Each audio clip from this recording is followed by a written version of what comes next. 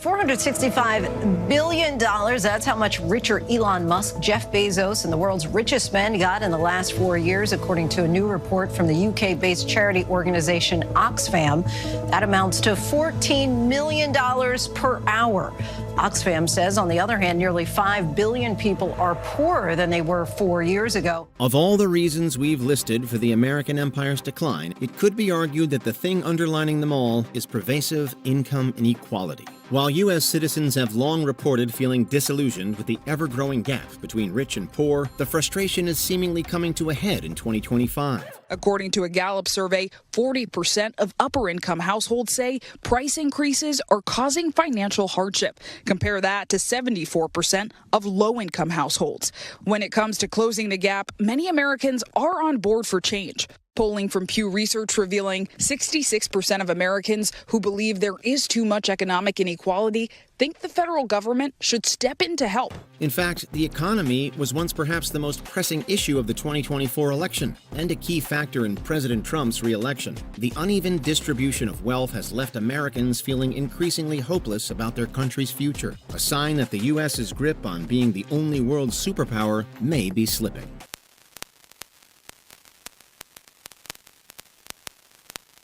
To bring our analysis to this point, I have produced a 6-part video series on the US-China trade war. Please see links below.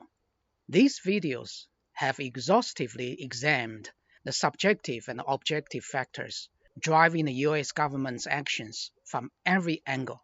Should any undisclosed factors remain, I deem them either insignificant or too delicate to state explicitly, requiring you to read between my lines, even decipher meanings from my guarded utterance, so we may preserve this dialogue. Now, let's dive into the main topic.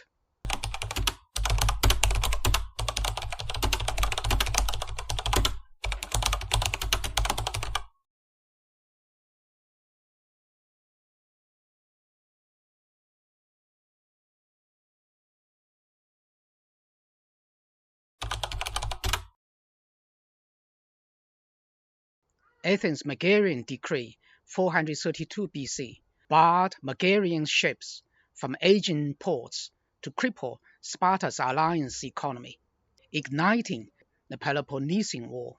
Yet it backfired catastrophically.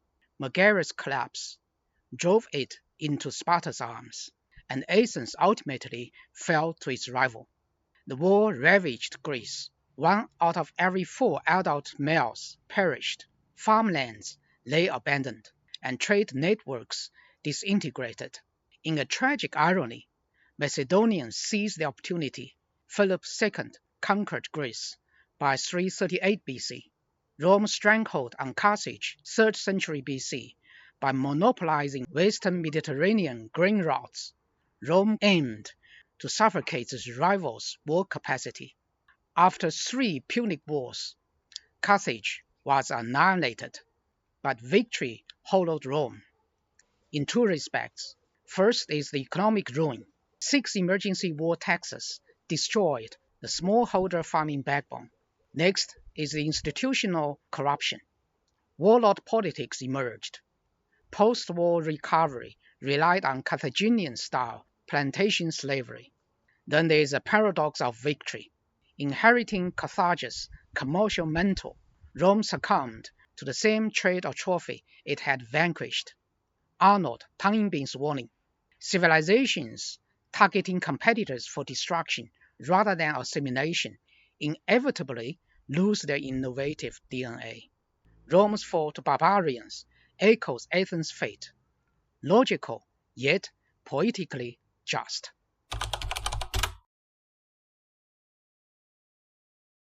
The trade wars during the era of imperial hegemony primarily employed price manipulation to achieve colonial monopolies. Examples across centuries are: 16th century Spain enforced a silver embargo in the Americas to exclude Dutch merchants from colonial trade.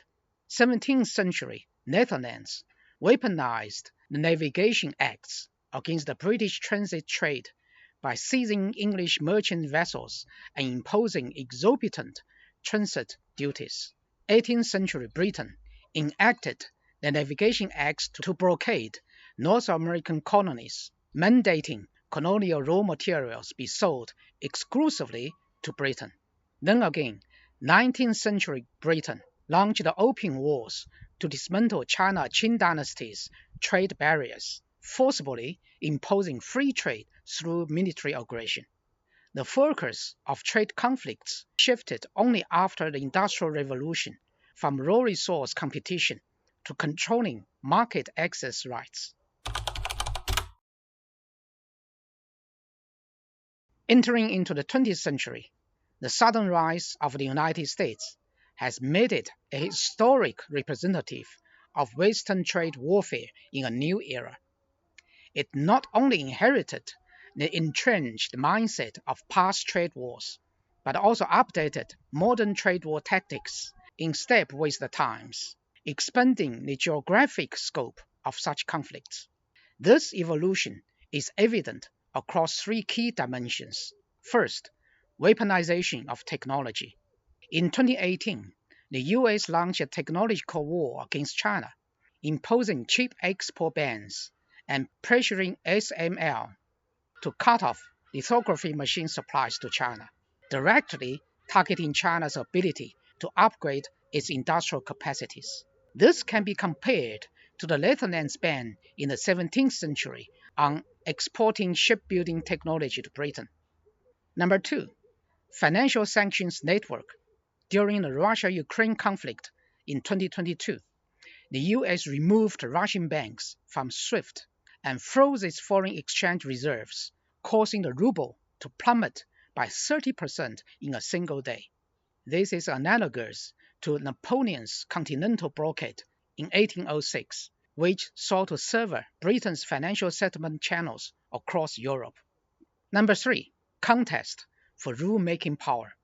The US embedded institutionalized poison pill clauses in agreements like the Comprehensive and Progressive Agreement for Trans-Pacific Partnership, CPTPP, and the United States-Mexico-Canada Agreement, USMCA, setting up systemic barriers that restrict member states from signing free trade agreements, that is FTA, with so-called non-market economies, a clear reference to China.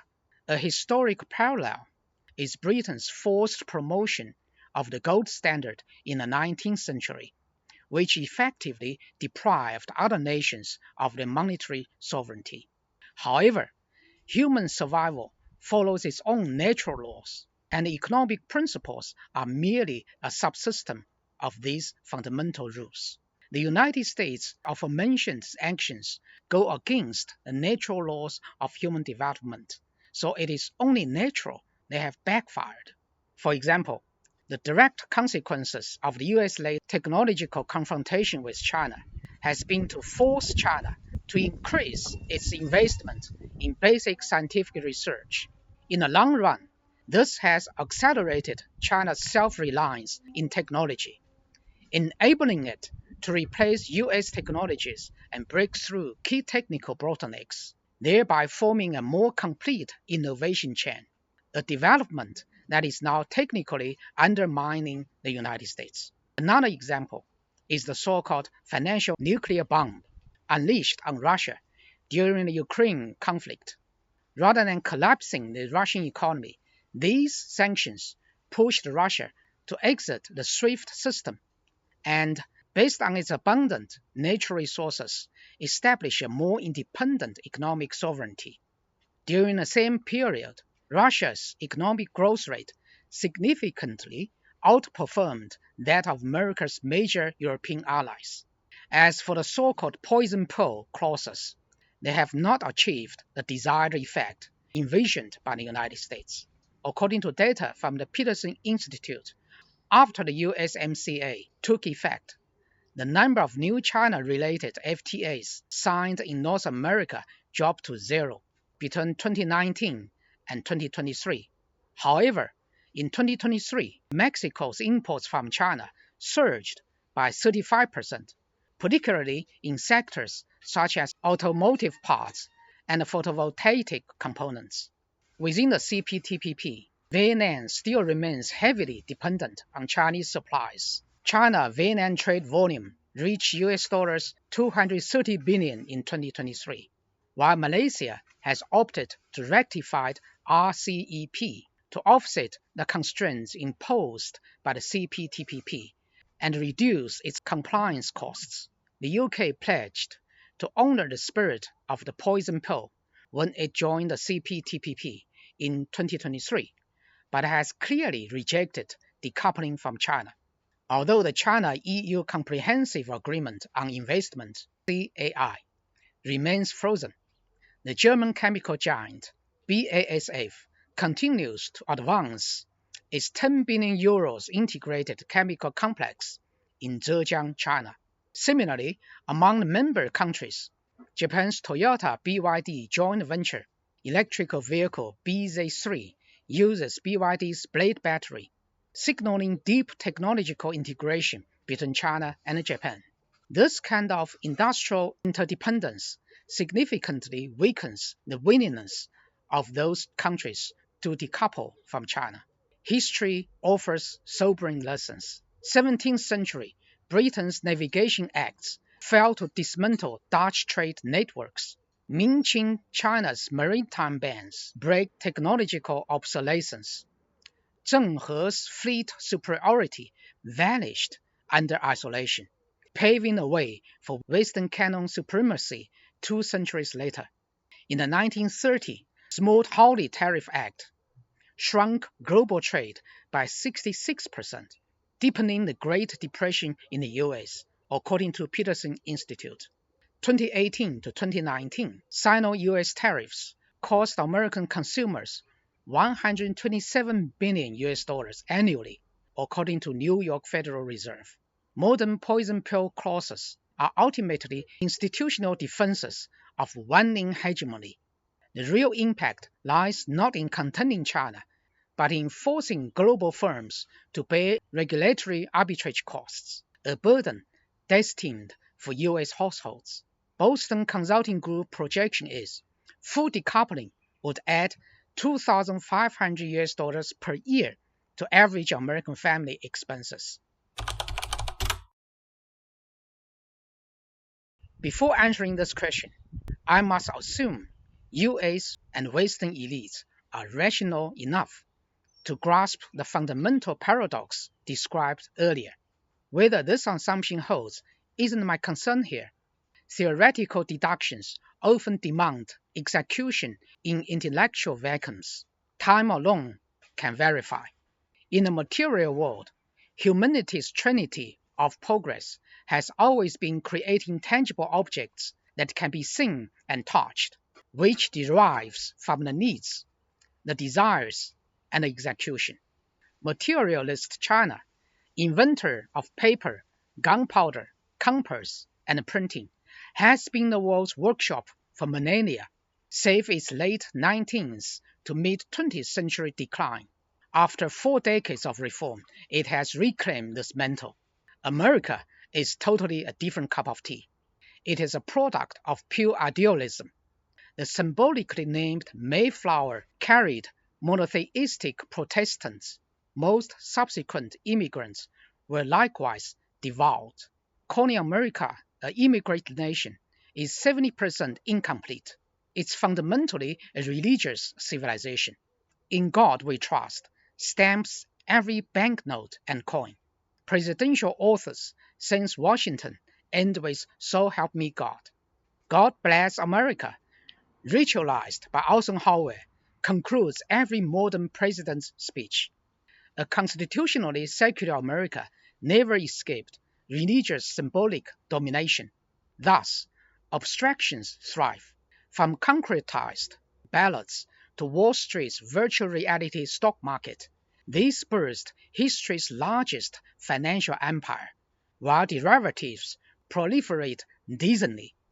Producing tangible goods is America's necessity, never its aspiration. It lacks Japan's extinct craftsman spirit and China's materialist drive. That is, what you have, I must have. What you lack, I will pioneer. For elites, especially the inner cabal, social wealth's abstraction became the ultimate pursuit, crowned with a fearsome name, power. For this power, they spent profligately, act ruthlessly, and kill indiscriminately.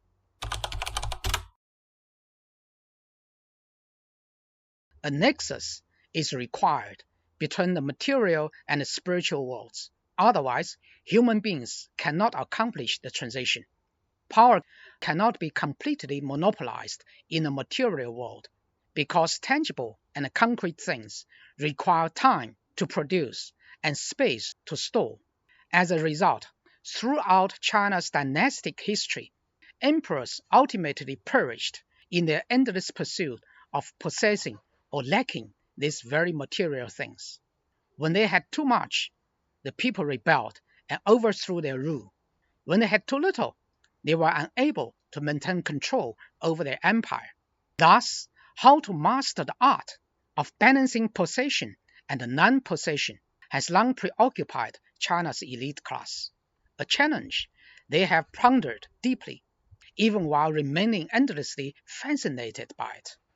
This understanding of the material world has therefore become deeply rooted in Chinese society.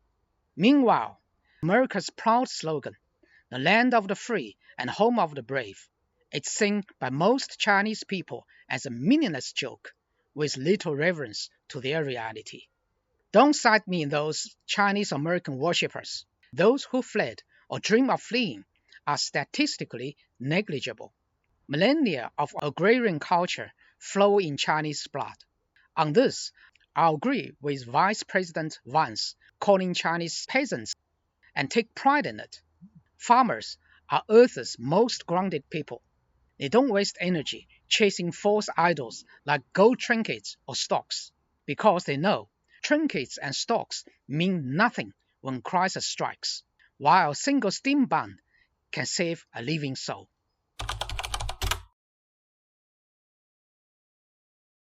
So, what do Americans, or rather American elites, really want from China?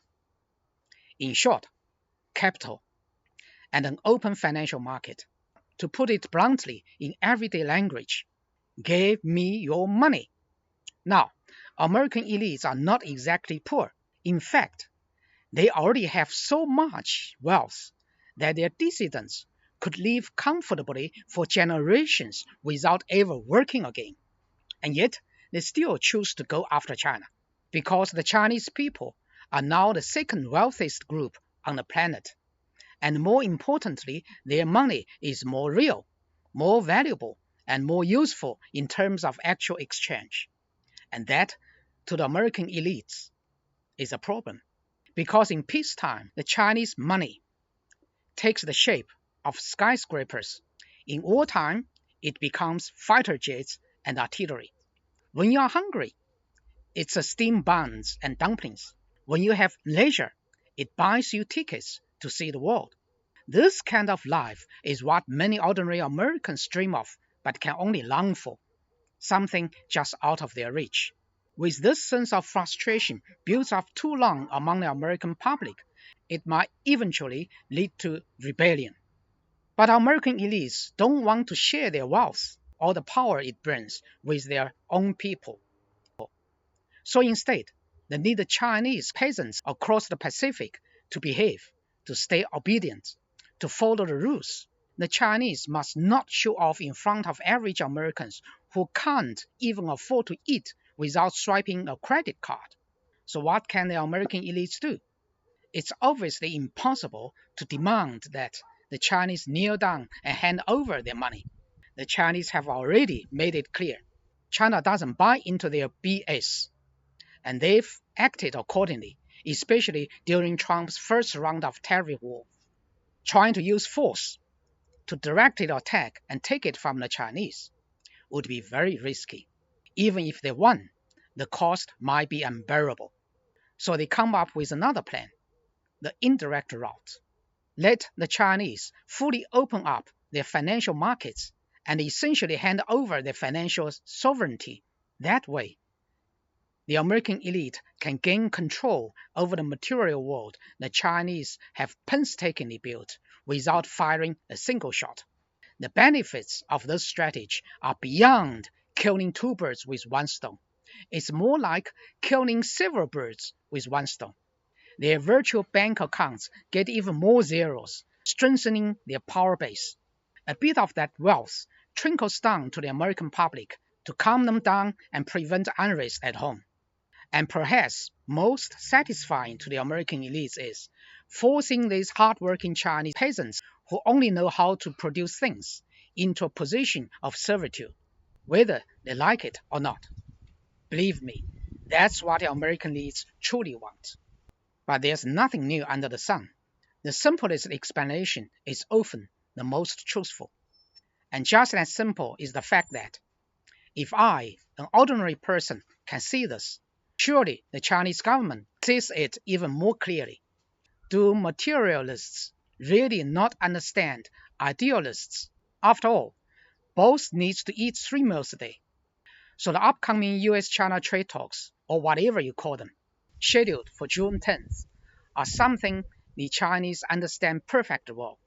If Trump and his team cling stubbornly to unrealistic expectations, the Chinese may make them look very bad indeed. In the world of carbon-based life forms, materialists always have a natural advantage over those idealists.